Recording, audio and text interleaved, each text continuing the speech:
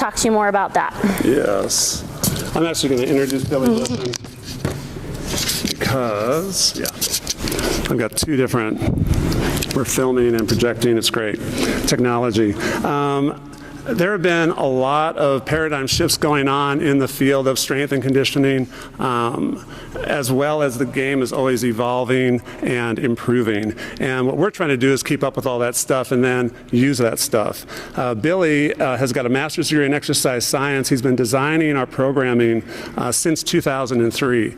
And from a volleyball coaching perspective, I had to go outside of volleyball to learn how to coach volleyball better from a biomechanics standpoint because of Billy's knowledge base and how to condition athletes better so that they could max themselves out and reduce their injury rate. Like Kathleen mentioned, it's Billy's programming that's responsible for 80% of our athletes reaching their top vertical jump while they're in our program. And he's also a big reason behind why our injury rate is so low. So Billy Glisan is going to be talking to you now.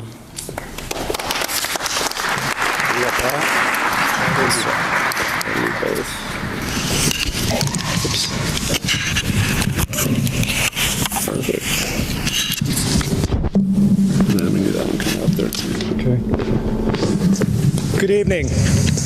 How's everybody? I'm not much of a talker while you sit. I'm a person that teaches your daughters to move. So with that being said, you're going to move a little bit. So quickly, briefly, stand for a second. Let's get some blood going. You're not going to have to do any exercise. Don't worry about it. You go to the next slide. You were actually just a second ago training. What were you training for before I had you stand up? Sitting, right? What are you training for right now? Standing. We're making progress. If your daughters came in and trained like you're training either before or right now, how would you feel about that? Would they get better at volleyball? Okay? So over the years, I can tell you, I've been working with athletes for a long time, 20 years plus, right? And I've heard all kinds of questions, good questions, bad questions from parents. And probably had the bad parents too. When parents come and say, my daughter needs to get in volleyball shape, right? Do you need to get in volleyball shape? Yeah. So what are you going to have her do? I'm going to have her go out and start running, run 5 miles. Is that a good conditioning activity for a volleyball player? Okay. 5 or 10 years ago, I'd get a lot of yeses, and I'll still get that parent asking, well, I'm just going to go have her get on the elliptical at the gym, right? I'm going to have her lift weights. I'm going to make her strong, okay? Wonderful, okay? Have a seat, please. Training for volleyball is very specific. And I'm going to show you some examples tonight of some volleyball skills that your daughter is going to be performing, right? And we're trying to get your daughter better. One of the perspectives I'm going to give you tonight, since I'm a day or two over 40, is I've sat where you've sat, right? I had a daughter that I coached. We're in Fort Collins. She played basketball. She went on and played college basketball, right? I know what it's like to train a young lady, but I've also sat on this side of it and had her play club that I didn't coach. I know what it's like. I'm going to tell you my objective working with your daughters is not to get a W. That's Jim's job and the coaches at Front Range. They're about wins, right, and not losses. That's not how I look at your daughter. I look at your daughter long term, right? I'm 60. I want your daughter to be doing what I'm doing when I'm 60, right? I can still hit a golf ball 300 yards. I can do a lot of things because I've stayed fit. And my back still works, and my shoulder still works, and my ankles and hips still work. Knock on wood. So when I work with your daughters, I understand from your perspective where you're going. I know why you're sitting here. I know your motivations. We're going to help you with that. But I'm also going to tell you I'm a fish out of water. I always have been.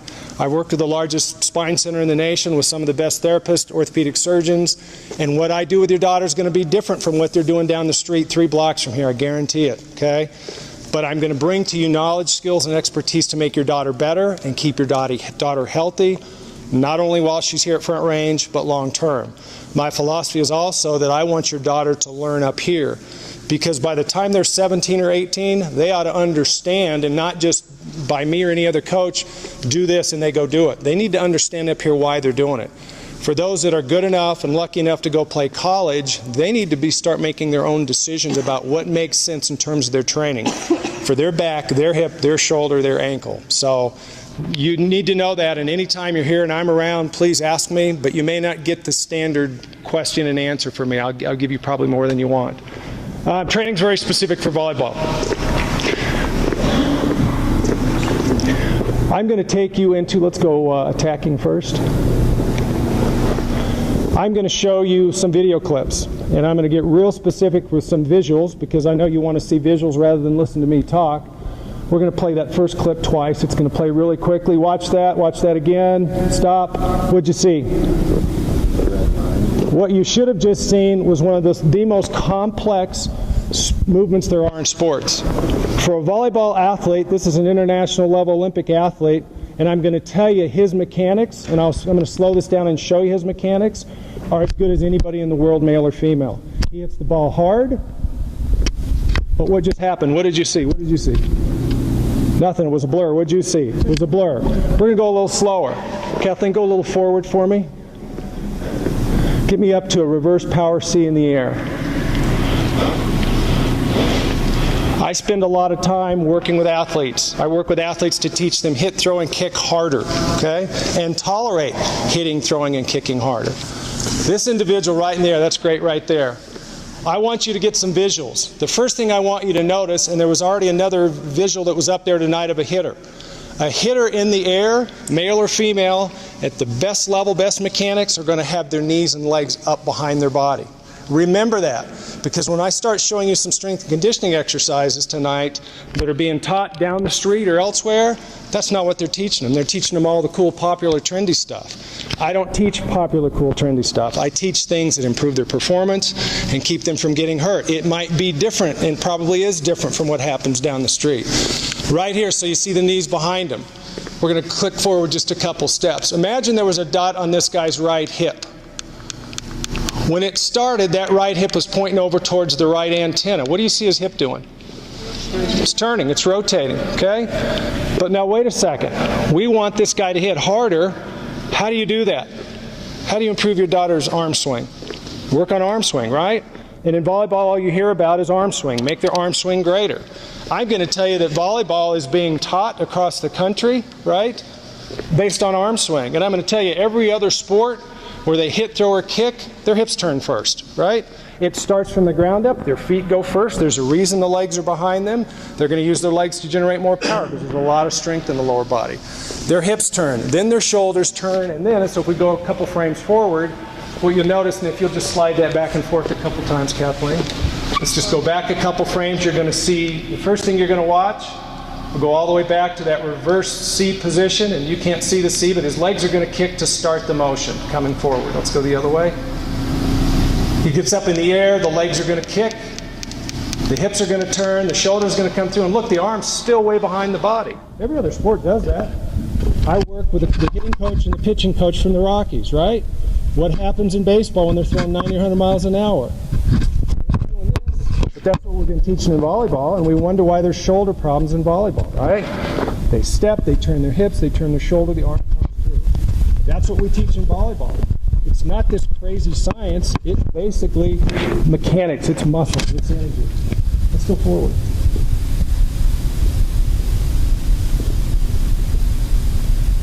So if I asked you, what did the legs do? What were the legs positioned in the air?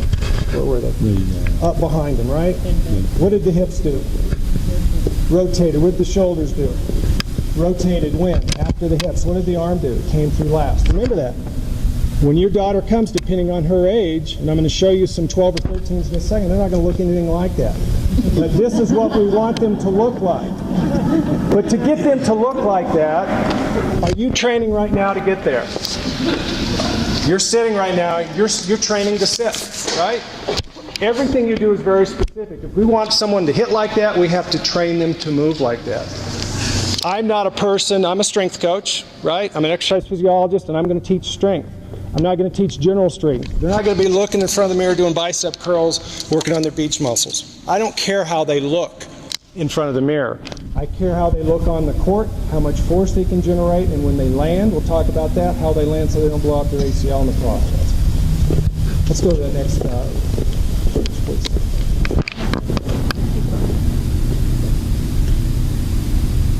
All right, watch this serving mechanics. Go one more time back through that if you would. And what I want you to know is the point is, what you saw the outside hitter doing was the exact same thing on a power serve at the international level. They ought to be the same. Same mechanics, legs up behind the air, legs kick, hips turn, shoulder turn, arm comes through. Wonderful, let's move on. We go to the international level for women. Okay, freeze right there at the top.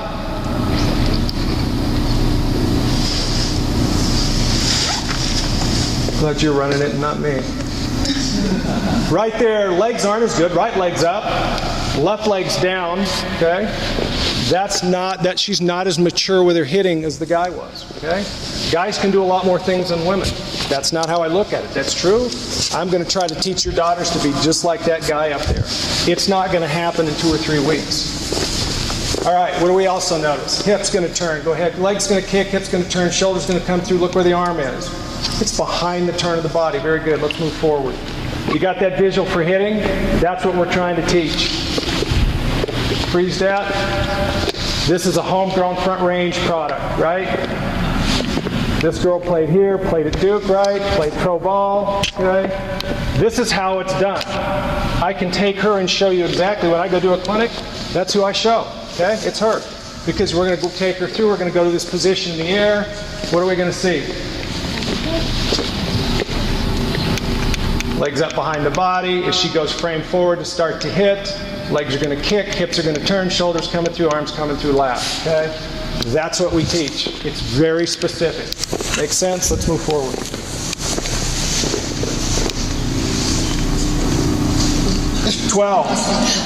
Look the same? No. It will take time. But you understand visually what we're working towards. A very highly complex movement. Probably, in my opinion, the hardest movement there is in sport. Because you're not doing it on the ground. You're up in the air and you're trying to move your body, twist your body, hit a ball that's moving, and hit it to the right spot, right? A lot going on. Okay, move forward till it freezes. Let's just go a frame at a time and freeze. One more, a couple more frames. Boom, right there, okay? What's also happening, you can go get on Google, right, and go get on YouTube, and you can find any instruction you want for any sport. And I'm going to tell you, as someone that spent a lot of time, basically as a geek, looking at anatomy and physiology, and working with a lot of therapists and a lot of docs, this is what's called the high elbow setup position in volleyball. It's what's being taught. It's being taught all over the country. I'm going to also tell you that the people that are teaching that don't understand the anatomy of the shoulder very well. Because a lot of people that are doing that, it is, and I'm going to borrow what you said to me, or what your question from a little bit ago. It's easy to teach this. It's really easy, okay? It's a lot harder to teach this that looks more like baseball, okay? But my job is I could teach them, really simple, how to bring their elbow up and do that, and they can hit the ball hard. But what's the objective? Hit harder and tolerate hitting harder. Long term, my objective is to make sure they can hit through their high school years, their college years, and if they're good enough to play pro, I'm not going to teach them to go do this high elbow position, right? So when the elbow comes right up by the ear, and you hear that, you're going to read about it, a lot of people teach it. I'm going to let you watch a video that we shot with also a former front range player this summer. And I hope you can hear this, but it's a couple minutes long, so bear with me. We're going to try to give you a visual for part of what's going on with the anatomy of the shoulder.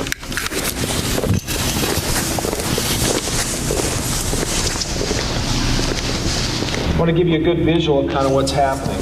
So this is the scapula, this is the shoulder joint, this is the humerus, this long bone here. What I want you to notice is this piece of yellow tubing is representing the muscle, part of the rotator cuff, the top part of it, called the supraspinatus. And what can happen is that arm raises up, is this bone, when it comes up here, can actually start to pinch off this opening or shut down this opening where the supraspinatus comes out and actually attaches to the humerus. So in this case, if she continues to lift her elbow up above shoulder level, we actually can pinch that area off.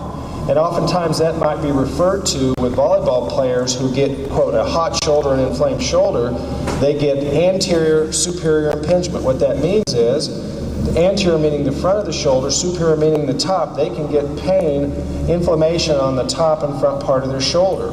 And oftentimes it's just a function of how high they're lifting their elbow. If we lift the elbow higher than shoulder level, then would that continue to impinge there? So when we're hitting, and if we have her take just solely an arm swing that starts with her arm in front of her body, and she lifts a straight arm up to go ahead and swing, and she raises it way up, we can get into that same position to where we're impinging on that supraspinatus or the other tissues that might be there.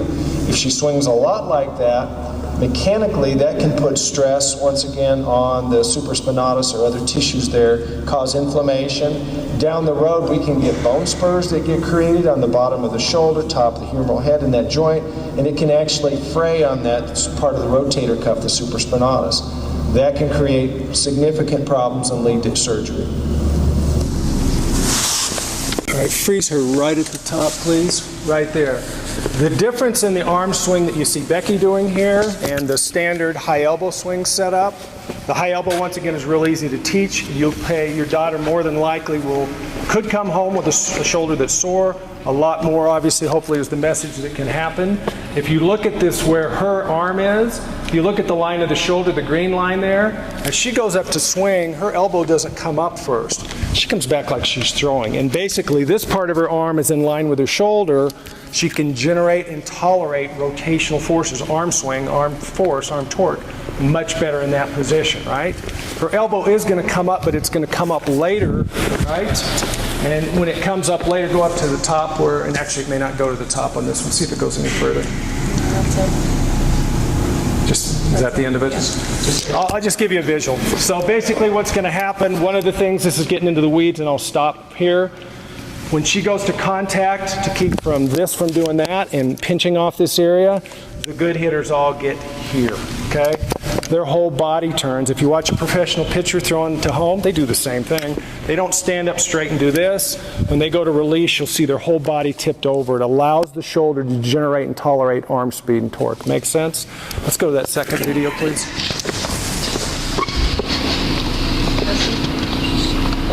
Hopefully what blocking, please. Hopefully what I just want you to get, and the next two won't be that long, I promise. Training's very specific. We're going to teach a highly complex movement pattern for hitting and blocking. It has to be trained very specifically. All right, let's go slowly forward. Stop when he gets up into that position. We're going to talk about blocking now, a different volleyball skill, obviously, but just repetition's a big part of learning.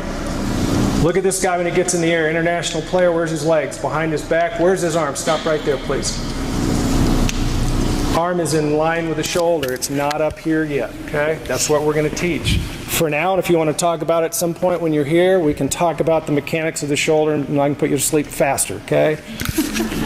What I want you to notice here, we're talking about blocking. These three blockers, look how close they are to the net. Let's go to the next one, Kathleen.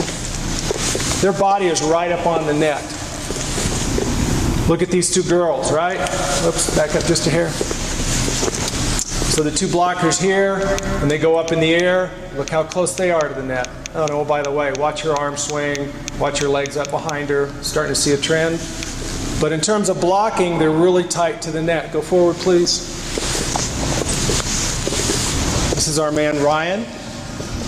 He's going out to demonstrate to give you a side view. And part of the technique that we're looking for is we want to minimize any distance in the air when he goes to block the ball from his body away from the net or his arms away from the net, right? We don't want the ball coming over on this side of the net. That's good. Let's go to the next piece. All right, here's our man Tanner. Go back a hair.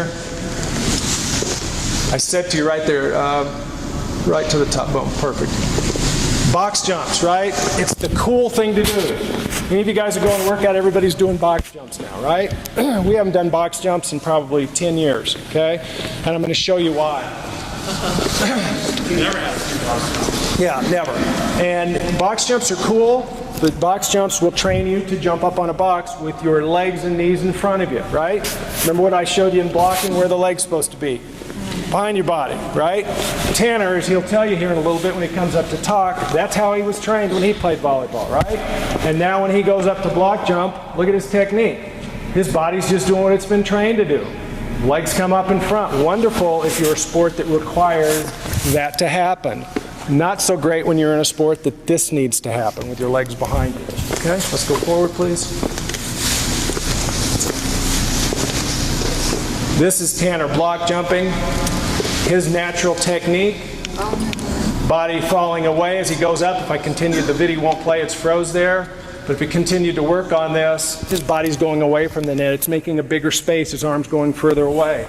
More tendency for the ball to fall on his side of the net, right? Not good. We train, and so this is Ryan once again, and we train what we call Superman jumps. That's what we're looking for. We want the body to be able to go straight up and down, not the legs coming up in front. One of the ways we train vertical jump, it's once again very specific to volleyball. We're going to use the yarn, we're going to use these things, and we're going to measure power.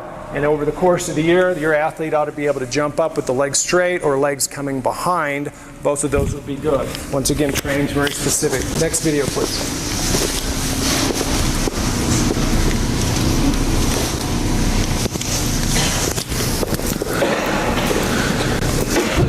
And freeze.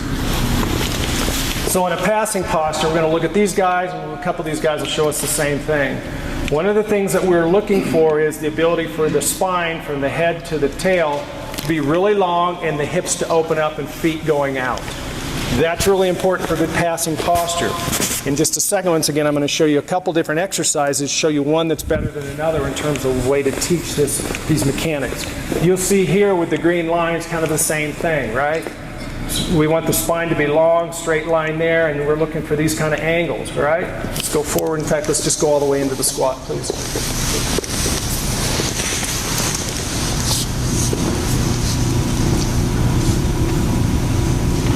All right, this is a very common exercise. Go ahead and go down to the bottom of that. This is a back squat. Common exercise. Squat's one of the biggest, most common exercises in the strength conditioning world. It's a great exercise for certain things, right? I'm comparing just a second ago. Remember I showed you this straight spine? Well, that looks good. The straight spine, the only problem is he's looking down at the ground with his hips at that angle. His legs and hips are in front of him there. Training's very specific. If this is the exercise he does, he's going to get better at that exercise. His body's going to learn to do that movement with greater strength. No problem if that's going to carry over into something specific we're trying to build. Let's go forward. I told you I was a fish out of water. Can you drag that player bar out of the way up? There you go. Thank you. There you go. So we use different things, and I will tell you this. Over the course of the last 15 years that I've been here, we've changed equipment how many times? 15. Don't ask Kay. Okay? We've evolved. And I've taught Olympic lifts. We don't do Olympic lifts anymore. We've taught pretty much everything. I've run the whole gamut, right? I've worked with athletes for probably 15 or 20 years. We've went away from having numerous platforms. We've went through all kinds of different iterations. This is a kettlebell. We do kettlebells, not kettlebell swings, okay? We do things where we're trying to build this long spine with the hips out, hips open. And go ahead and take him next to the next part of that, Kathleen, where he drops the bell. So we're going to do things once again, this is the last video I'll show you on this, that basically starts to get to, keep going. When he drops the bell, this starts to show a passing posture, right? Training specific. So we're going to make his legs strong, or her legs strong. We're going to keep their back in a good position. We're going to train their core, but we're going to train it very specific into a passing posture. So there with his arms out, he could very easily, he's trying to demonstrate what it would be like to put his hands out in the platform to pass the ball. Training's very specific. Last video, please.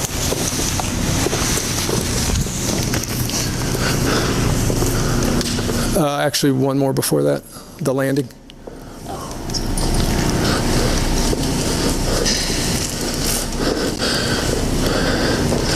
All right, freeze right there. This is the arm swing I was showing you earlier, but now what I'm going to talk about is what goes up comes down, right? When we started, Jim, how long ago? 2 years ago, 20 years ago when we started? When I first came in the first year, Jim measured, pardon me, vertical jump every week. And we had a board over there as a different facility, but we tracked and trended vertical jump on every athlete, right? And we tested agility every week with a clock, right? Because he was trying to see if I knew what I was talking about, if the numbers were going to change, right? Did the numbers change? Yes. In a couple years, I went back to Jim and said, that's all cool, and everybody's in love with vertical jump, but what I was starting to see was the girls that were 6'3" and 6'5" start to break down every year, right? And what I was seeing was they went from high school playing high school. How tall are you? Thank you. Okay. Did you play volleyball? Okay. So I'm not picking on you, but I just noticed I was talking about 6'3", 6'5". What I was seeing was girls that were 6'3" and 6'5", everybody looked at them and said, oh my gosh, they're big and they're strong and they're so capable. What I was seeing was the 6'3" and 6'5" girls were playing high school, going directly into club and playing for Front Range. Then they were going and playing national ball or overseas or something else. They had no time to do what? Recover. Okay? So it's not, one of the things, the message tonight is it's not all about how hard you push your daughter, right? And we start talking about taking them and getting outside training on top of what we're doing. Don't. Because all you're going to do is probably undo what we're trying to do, which is control how hard they work, how many jumps they get, the stresses on their shoulder, the stresses on their back. We want athletes to be able to get better and not get injured, stay on the court, and so do you. Because if you pay the time and money to train, and then you go to the qualifier, you want your daughter healthy, don't you? You need her to be seen. If her back hurts and shoulder hurts, guess what? You've went through the whole year, and now you get to AUs or JOs or something, and your daughter's hurt. You're not going to be very happy, nor is your daughter. So one of the messages is we want to make sure and control what goes on from an injury perspective. Be careful about giving them outside training because we're trying to control the variables inside. In this position, what's one of the most common injuries that's happening in volleyball? Ankles and ACLs, right? Okay. An ACL, this lady's landing in a position on one leg. I'll spare you the long-winded answer, but or long-winded introduction. She's in a really bad position. She's one landing away from blowing out her ACL. We've seen that over and over the course of years, and what we do once again is we do different things that are going to look like to you. You're going to look at something and say, what are they doing with that exercise, right? Because what you want to see is push-ups and big heavy sprints, and your kid maybe bent over the trash can throwing up, and none of that's going to happen. If they're throwing up, it's because they got the flu. It's not because they're working out at that intensity. Let's go forward. When you see this, what's she working on? Jumping, right? And landing, okay? This is Nicole Edelman, just graduated from CU, played at Front Range, played at CU for 4 years, now playing overseas, okay? So this is this summer, me working with her on jumping and moving and sprinting, okay? Now watch. Just let that one play. What's she working on? Say again, louder. I got old ears. Say again. Balance. Balance, okay. Did I scare you? Oh my God, he looked at me and asked a question. I got it. Good pinch around your back. Why would she work on balance? What's balance going to do for her? It's going to help her hit the ball harder? Nope. Stabilizer, because what goes up comes down. What comes down is her ankle and her hips are her savior. That's the only control she has for her knee laterally, okay? We've got to train them, and so my point to you is real simple. When you see balance activities, when you see A, think B. What's B? Injury prevention. Don't get caught up into the thing that my kid's not throwing up in the trash can. You know, she's not doing this great workout where her hamstrings are sore. That's not the game I play, okay? The game I play is making sure that in this case she was getting ready to go overseas to play professional volleyball, that her body's ready to go handle that load, just like it is for your daughters out here. Let's go to the last video, the timing video, please.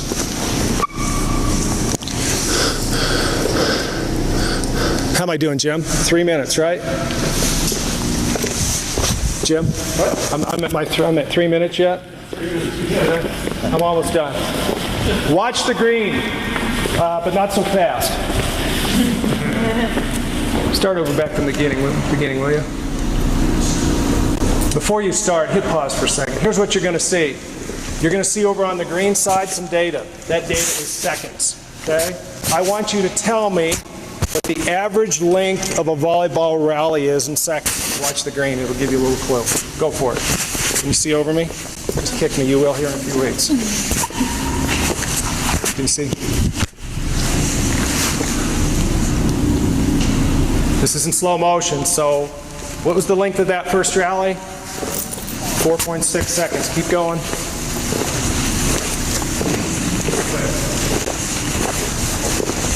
The red is the time between the points, right? The recovery time. Also important if you're training them. You can just Kathleen, or scroll through. 8 seconds on the second rally.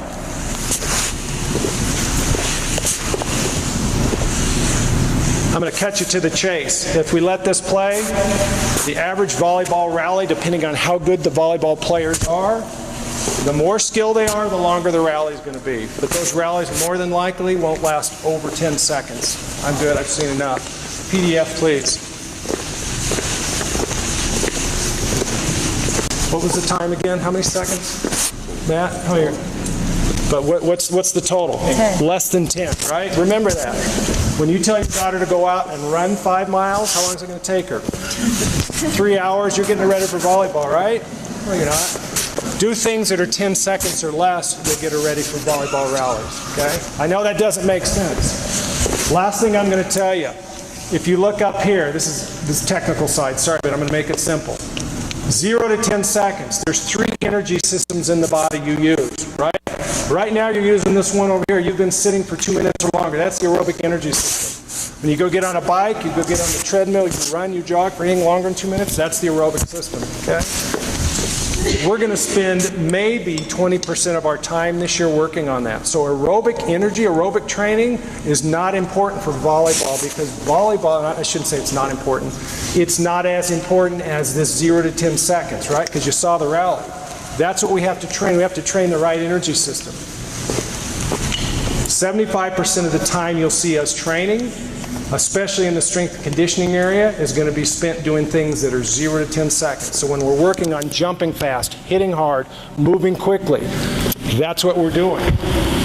Taking your daughter and having her go get on a treadmill for 30 minutes will probably undo everything we're trying to do from a speed perspective, if that makes sense, right? The second thing, the second time period. Did I just get shut off? That was the hook. The last energy system. 11 seconds to 120 seconds. If you went and sat against the wall, you put a bar on your back and squatted for longer than 11 seconds, right? You'll start building up what? Lactic acid. What's lactic acid feel like? It hurts, okay? We're not really training much of the lactic acid system here, right? So if you tell your daughter, hey, I want you to get your legs stronger because I see you're not getting down very low on the ground, and you go tell them to stand against the wall and do wall squats for 2 minutes, is that going to help her? Yeah, if you want her to stand against the wall for 2 minutes. If you want her to play 0 to 10 seconds fast and explosively, train the right energy system, okay? I'm going to close by saying what we were trying to do, what I was trying to do is show you that training is very specific. There's a lot of science behind it, and just doing bench press, doing biceps in the mirror, something that might make your daughter look better, and in high school and middle school it looks cool to look good. Doing trendy things, right, like box jumps might be really good for certain sports. It's not for what we're trying to do. I'd be happy at any point in time, to talk to you if you want to talk further, and if you come up and say, why are they doing that? I'm pretty sure there's a good answer, and it's based on science or what we're trying to do with volleyball. Appreciate your time. Thank you.